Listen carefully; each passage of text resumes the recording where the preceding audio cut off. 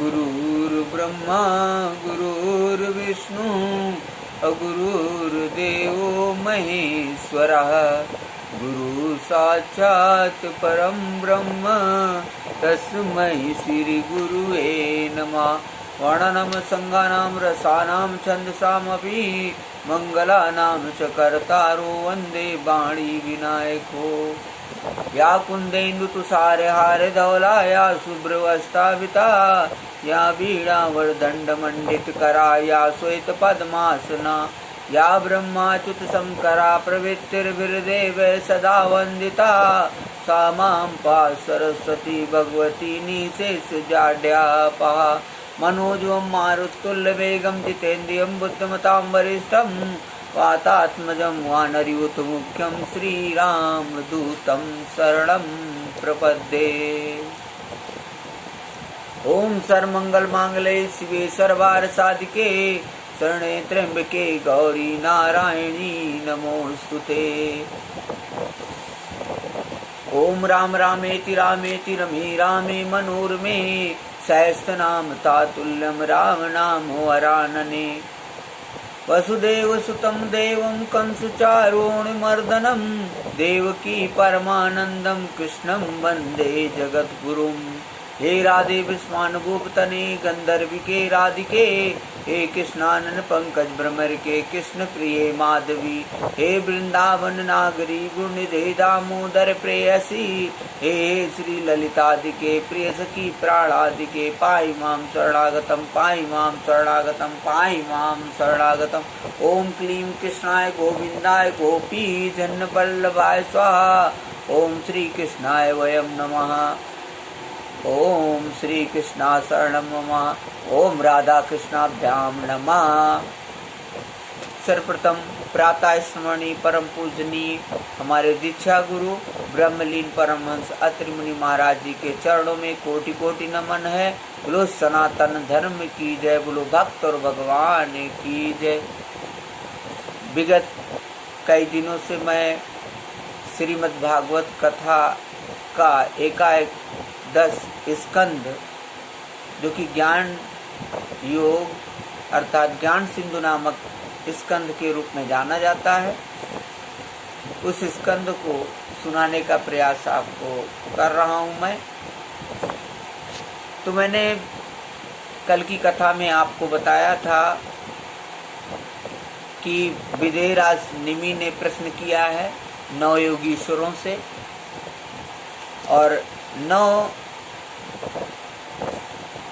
योगीश्वरों ने बड़े ही सुंदर ढंग से उनका जवाब भी दिया है। फिर आगे का प्रश्न राजा निमि का योगीश्वरों से होता है।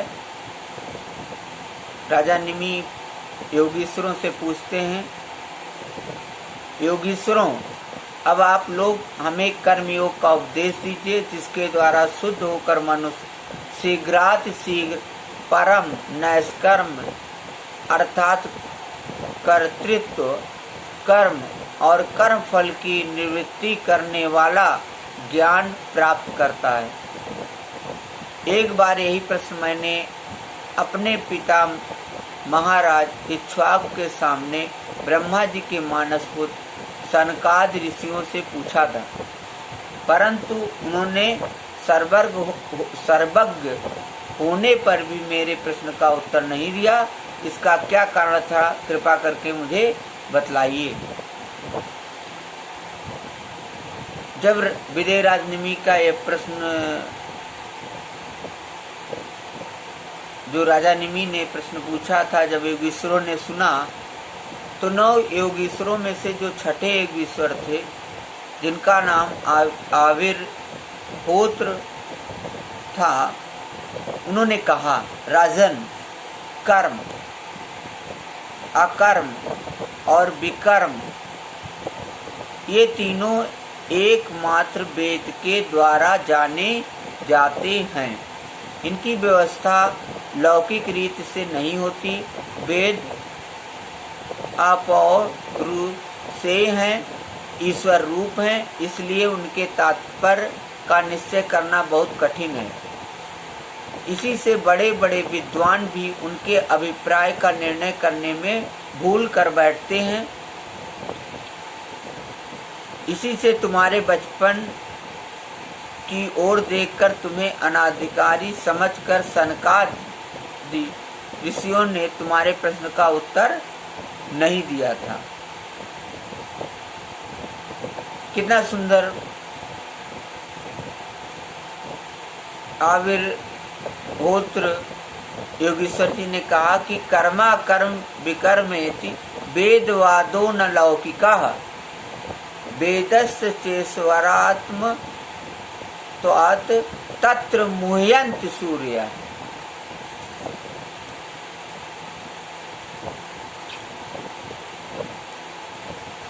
बड़ा ही सुंदर।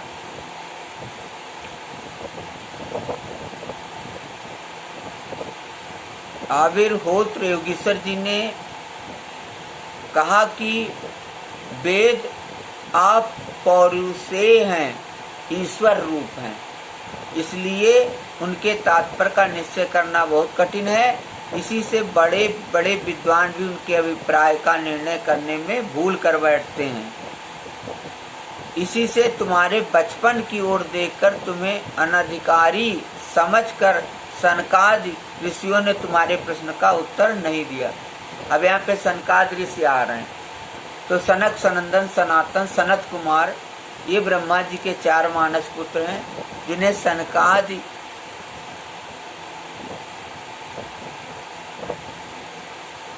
ऋषि कहते हैं। तो उन्होंने उस समय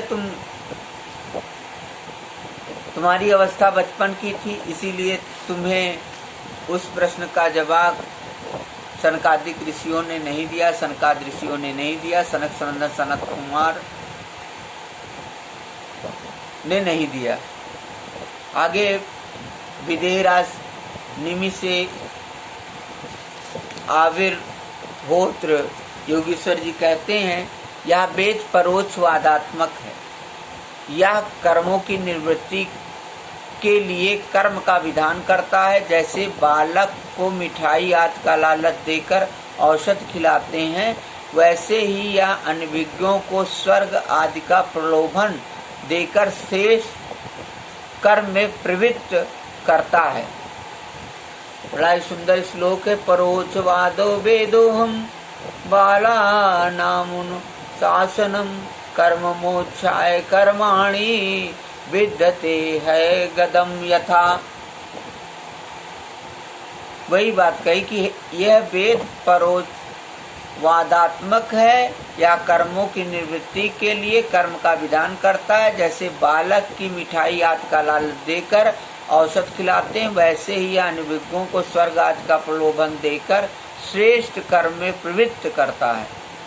जिसका ज्ञान निवृत्त नहीं हुआ है, जिसकी इंद्रियां बस में नहीं हैं, वह यदि मनमाने से ढंग से वेदोक्त कर्मों का परित्याग कर देता है, तो वह विहित कर्मों का आचरण न करने के कारण विकर्म रूप अधर्म ही करता है। इसलिए वह मृत्यु के बाद भी मृत्यु को प्राप्त होता है। इसलिए फल की अभिलाषा छोड़कर और विश्वात्मा भगवान को समर्पित कर जो वेदोक्त कर्म का ही अनुष्ठान करता है, उसे कर्मों की निवृत्ति से प्राप्त होने वाला ज्ञान रूप सिद्धि मिल जाती है। जो वेदों में स्वर्गादि रूप का फल का वर्णन है, उसका तात्पर्य फल की सत्यता में नहीं है, वह तो कर्मों में रुचि उत्पन्न कराने के लिए है। कितना सुंदर श्लोक है। वेदोक्तमेव कुर्वाणो निसंगो अर्पितमीश्वरे नैष कर्मयाम लभते सिद्धिम रोचनार्था फला श्रुति। राजन, आगे विदेहराज निमि जी कहते हैं, मतलब यहाँ पे विदेहराज निमि जी से जो आविर्होत्र योगीश्वर जी कहते हैं, राजन, जो पुरुष चाहता है कि शीघ्र से शीघ्र मेरे ब्रह्म स्वरूप आत्मा की हृदय ग्रंथि मैं और मेरे की कल्पित गांठ खुल जाए, उसे चाहिए कि वह वैदिक और तांत्रिक दोनों ही पद्धतियों से भगवान की आराधना करे। ऐसा आविर्भूत योगीश्वर, जो छठे योगीश्वर हैं 9 योगीश्वरों में से, वो विदेहराज निमि से कहते हैं। आगे क्या कहते हैं? पहले सेवा आदि के द्वारा गुरुदेव की दीक्षा प्राप्त करें, फिर उनके द्वारा अनुष्ठान की विधि सीखें। अपने को भगवान की जो मूर्ति प्रिय लगे, अभीष्ट जान पड़े, उसी के द्वारा पुरुषोत्तम भगवान की पूजा करें। कितना सुंदर श्लोक है। लब्धा अनुग्रह आचार्य तेन संदर्शितागमः महापुरुषम मभ्यर चैन मूर्तयाभितयात्मनः।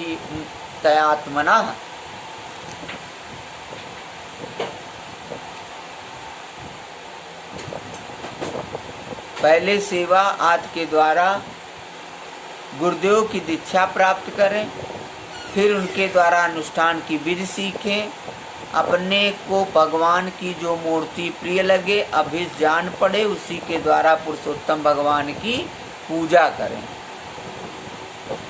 पहले स्नानादि से शरीर और संतोष आदि से अंतःकरण को शुद्ध करें।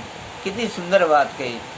संतोष आदि से अंतःकरण को शुद्ध करें। इसके बाद भगवान की मूर्ति के सामने बैठकर प्राणायाम आदि के द्वारा भूत शुद्धि, नाड़ी शोधन करें।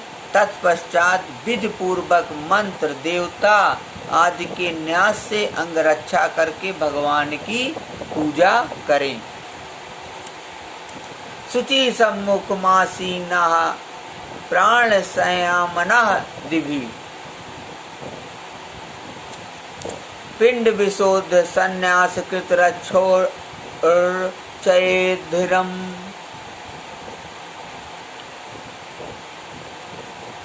फिर आगे बताया आविर्भूत योगीश्वर जी ने कि पहले पुष्प आदि पदार्थों का जंतु आदि निकालकर पृथ्वी को सम्मार्जन आदि से अपने को अव्यग्र होकर और भगवान की मूर्ति को पहले ही की पूजा के लगे हुए पदार्थों के छालन आदि से पूजा के योग्य बनाकर, फिर आसन पर मंत्रोच्चारण पूर्वक जल छिड़ककर पाद, अर्घ्य आदि पात्रों को स्थापित करें। तदंतर एकाग्रचित्त होकर हृदय में भगवान का ध्यान करके फिर उसे सामने की श्री मूर्ति में चिंतन करें। तदंतर हृदय, सिर, शिखा इत्यादि मंत्रों से न्यास करें और अपने इष्ट देव के मूल मंत्र के द्वारा देश काल आदि के अनुकूल प्राप्त पूजा सामग्री से प्रतिमा आदि में अथवा हृदय में भगवान की पूजा करें।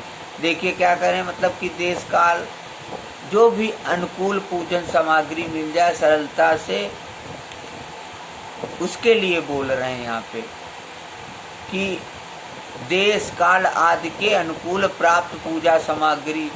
अब पता लगा कहीं ऐसी जगह आप फंस गए कि जहाँ पे पूजन सामग्री मिल ही नहीं रही, तो यदि पूजन सामग्री नहीं मिले तो ऐसा नहीं कि पूजा न करें। देश काल आदि के अनुकूल प्राप्त पूजा सामग्री से प्रतिमा आदि में अथवा हृदय में भगवान की पूजा करें। बड़ा ही सुंदर बोला है यहाँ पे कि सांगो पांगाम सर्पासदाम ताम ताम मूर्ति स्वामंत्रता। आगे कहते हैं आविर्होत्र योगीश्वर विदेहराज निमि से कि अपने उपास्य देव के विग्रह की हृदयादि अंग, आयुधादि, उपांग और पार्षदों सहित उसके मूल मंत्र द्वारा अर्घ्य, आचमन, मधुपर्क, स्नान, वस्त्र, आभूषण, गंध, पुष्प, दधि, अक्षत के तिलक, माला, धूप, दीप और नैवेद्य आदि से विधिवत पूजा करें तथा फिर स्तोत्रों द्वारा स्तुति करके सपरिवार भगवान श्री हरि को नमस्कार करें। अपने आप को भगवान में ध्यान करते हुए ही भगवान की मूर्ति का पूजन करना चाहिए। निर्माल्य को अपने सिर पर रखें और आदर के साथ भगवत विग्रह को यथास्थान स्थापित कर पूजा समाप्त करनी चाहिए।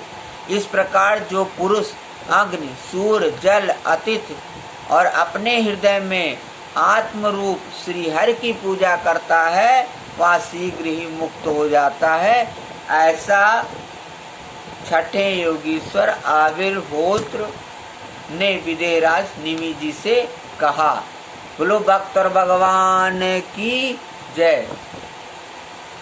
आइए हम लोग कायिक वाचिक मानसिक पवित्रता स्थापित करने के लिए अपने हृदय में आइए थोड़ी देर संकीर्तन करते हैं। उसके बाद जो है कथा को यहीं पे विश्राम देंगे। बड़ा ही सुंदर भजन है। क्यों पाप का गठरा ढोते हो, अब की है तुम्हारी भी बारी। क्यों पाप का गठरा ढोते हो, अब की है तुम्हारी भी बारी। बेकार समय क्यों खोते हो, अब की है तुम्हारी भी बारी। पहले तो जवानी में भैया कुछ होश नहीं तुमको आई, फिर अंत समय क्यों रोते हो, अब की है तुम्हारी भी बारी।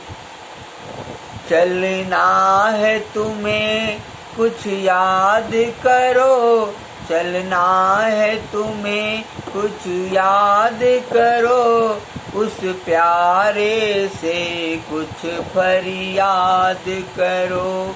दिन रात पड़े क्यों सोते हो, अब की है तुम्हारी भी बारी।